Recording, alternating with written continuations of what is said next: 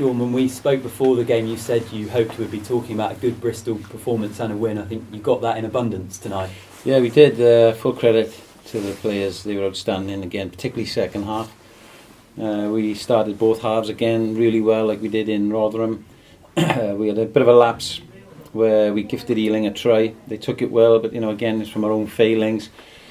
And we talked about low error count in our own half, and that cost us. So we spoke at half-time about being error-free, playing in the right areas, and then the tries would come, and that proved to be the point. I think it was a great start to the second half. Luke Arscott put a great kick down into the far corner, and it set the tone for the way the players wanted to play, and they got the rewards in the end. They were great.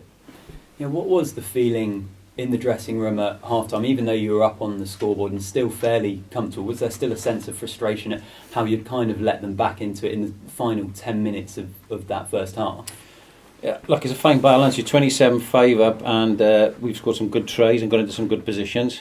But like I said to them, we're about setting standards now. We can't accept where we're at. We've got to keep pushing it on. And to their credit, they were awesome second half. They played it to the letter, played together. The bench made a huge impact as well. So the 22 of them tonight were outstanding on the whole. And if we've got a squad that can take on messages, apply themselves, make decisions on the field like they did in the second half and early in the first, and have the camaraderie that they're showing in the dressing room now, then you almost want the players to come next week. But we're well aware that they don't. And so we've got to keep the pressure on each other and keep building for when that time comes. How big a challenge is that to keep building, to keep the consistency, to keep moving forward? Yeah, it is a challenge because the players want to keep playing. We've got other people in the squad who are desperate for a chance. You look at the people tonight, Ian Evans, Ollie Robinson, Gaston, Cortez made their first starts for a long, long time. Martin Roberts came off the bench for a bit longer.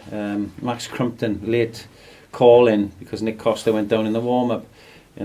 Jamal, you've seen come off the bench. There's lots of players in the squad who are good enough to play in this team.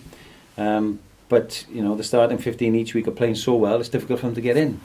And that's what you want. You want competition, you want healthy players. And of course, we've got some X-factor players to throw in there as well. Matthew hasn't been with us all week, and he can go and produce a bit of brilliance like that. But that's what you want. The players are respectful of that.